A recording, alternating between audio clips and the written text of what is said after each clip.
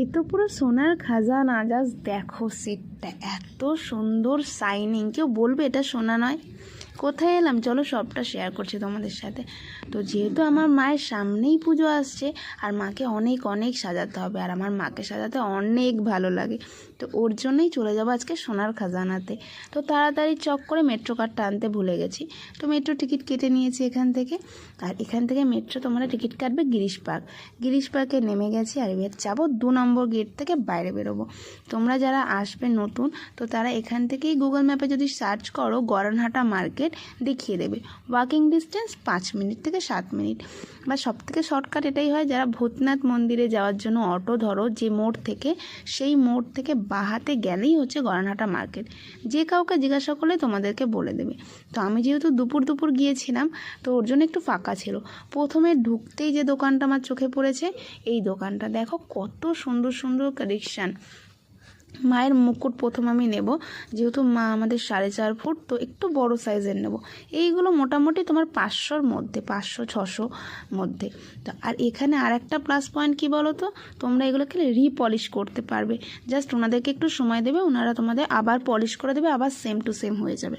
আর এখানে এই যে সাবেকি গলার হারগুলো দেখলাম না, এগুলো এখন খুব চলছে। আর এই মুকুটটা দেখো, এই মুকুটটা কি সুন্দর, কিন্তু অনেকটা হেভি, মানে এত ভারী আমি নেব না, একটু হালকা নেব। তো চাঁদমালাও দেখছিলাম খুব সুন্দর সুন্দর, মনে হচ্ছিল না সবই নিয়ে নিই। তো এইখানে যে মুকুটটা আমি খুঁজছিলাম সেই মুকুট পাইনি। তো যেতে যেতে দেখি বাবার দর্শন হয়ে গেছে, মানে বাবা আমার আশেপাশে আছে, এটা আমি সব সময় ফিল করি। হর হর মহাদেব, মনটা তো খুশি হয়ে গেছে। মন্দিরটা খোলাই ছিল, কিন্তু যেহেতু কিছুই নিয়ে যায়নি, তো কিছু দেওয়া হয়নি বাবাকে।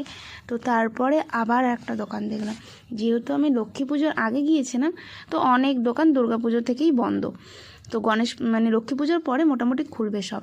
আর এই দোকানেও সেটগুলো খুব সুন্দর ছিল, এখানেও ছিল, মানে মোটামুটি কয়েকটা বাধা ধরা যে দোকানগুলো আছে, সেই দোকানগুলো কালেকশান সব থেকে বেশি সুন্দর। আমার এই সেটটা এত ভালো লেগেছে না, কি বলবো। কিন্তু এই সেটটা যেহেতু একটু লেন্দি বেশি ছিল, তো আমার মায়ের হবে না। তো এখানেও অনেক ভালো ভালো কালেকশান ছিল। এই দোকানটা একদম দেখবি রাস্তার ডান হাতেই, আর সব সময় ভিড়। তো এখান থেকে আমি একটা মুকুট নিয়ে নিয়েছি।